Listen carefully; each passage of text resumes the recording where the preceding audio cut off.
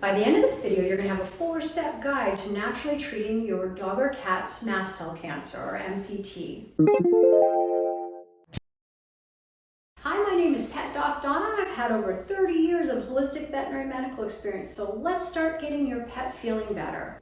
My own dog, Smudge, was diagnosed with a grade 3 mast cell tumor, and with surgery, we didn't do wide margins, and herbal therapy and holistic medicine, she lived to a ripe old age of 19 without any recurrence. I had to learn that she was unbalanced and how to make her stronger. My worry with conventional ways of treating MCT is that the pattern never gets fixed. There's a pattern of imbalance, there's an immune system weakness, there's usually a blood weakness, and Western medicine doesn't recognize any of that. So they'll use electrochemo, they'll use other forms of chemotherapy, and while they may help the cancer at that location not come back or not grow, my worry is that will drive the weakness deeper in the body, and then 6 months or a year later, that same dog or cat develops a more serious cancer like lymphoma. And I've seen this time and time again. So whether you do Western medicine or not, you still want to use the dietary suggestions in this video and in my cancer prevention video to help prevent a deeper cancer. Just as a reminder, don't skip any of these 4 steps. If you skip any of them, your pet could be afflicted with MCT longer than you'd like, so don't skip any of them. Step 1, know what grade your pet's MCT is. This is especially important for dogs. If your pet is a boxer, if your pet is a pit bull, or if a pet is a golden retriever, these are all breeds that are really prone to MCT, and especially really malignant forms. If a dog has a grade 1 or 2 out of 3, then that's not very severe. If a dog has a grade 3, it's more severe. So my own dog had a grade 3. And you can usually tell grade 3s because they're ulcerated, red, and growing rapidly. And then you need to try to get them surgically removed as soon as you can, with or without wide margins. Without treatment, they can look like this within just a few months, and then they become much harder to treat.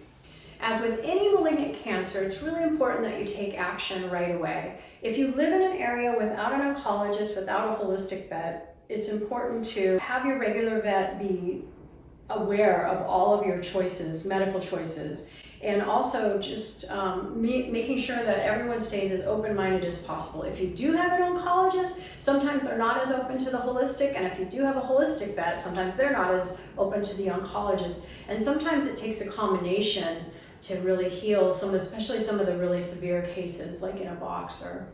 But you can't stop there, because you need to learn about step 2. Step 2 is, how do we get the pets healthier with mushrooms? So mushroom therapy, especially immune modulating mushroom, is never a bad idea. You can use this alongside with chemotherapy or radiation or any other electrochemotherapy, any other conventional therapy.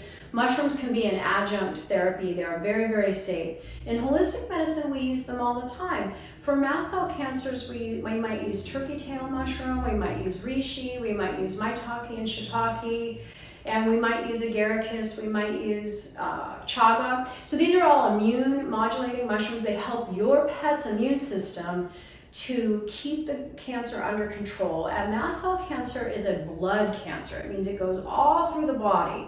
So that's why taking wide margins, it maybe isn't as important with the mast cell cancer as it is with other cancers, because we have to realize that the problem is throughout the body. The problem is the imbalance is affecting the blood of the body.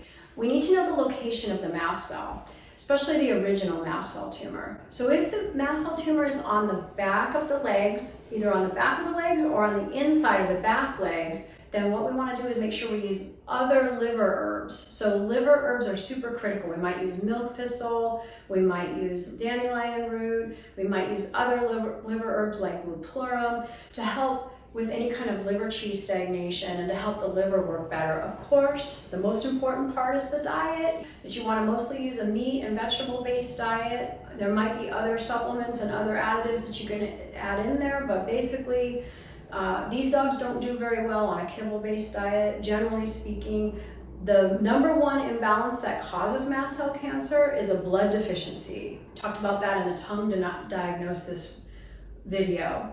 It's important to realize that a blood deficient dog or a skin allergy dog, a dog that's itching his skin all the time, is predisposed to mast cell cancer because all of those immune cells are all in the tissues in the outer part of the body. And what that does is it forces mast cells out in the periphery. So these pets are more sensitive to getting mast cell cancers. So this is another reason why we try to avoid Apoquel and Cytopoint, these suppressive Western drugs for allergies. Instead, we're trying to get to the root cause of the allergy. We're trying to solve the immune imbalance before a mast cell cancer occurs. Now, before I get into the last two steps, the last one being most important, I want you guys to hit that subscribe button. Subscribe, share, follow, comment.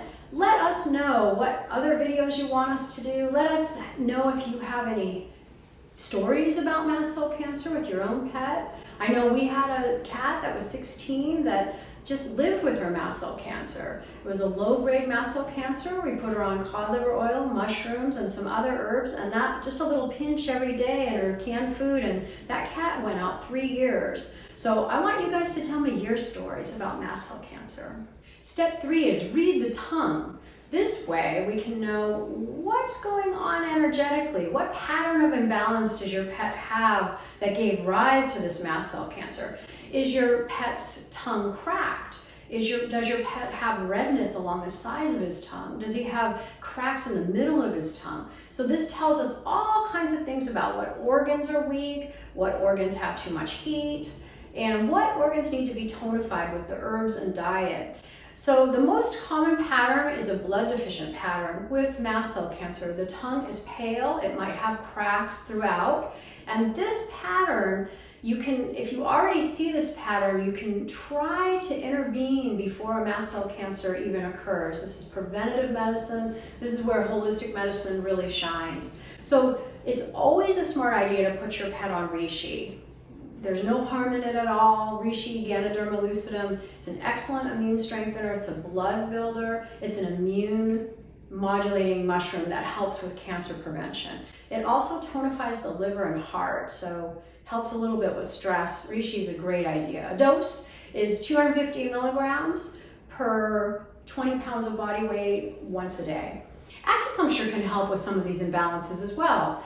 We can use points like liver 3, which is a source point for the liver, large intestine 4, which clears wind from the face and head. That mast cell cancer is up in the upper part of the body. We might use large intestine 4, we might use large intestine 11, we might use bladder 40. These are all immune system strengthening points. We might use spleen 6. Spleen 6 might be the most important point to strengthen the immune system. When you see those cracks in the tongue that are in the center of the tongue, think of the point spleen 6. These are all points you can acupressure. We'll put a link to acupressure charts here.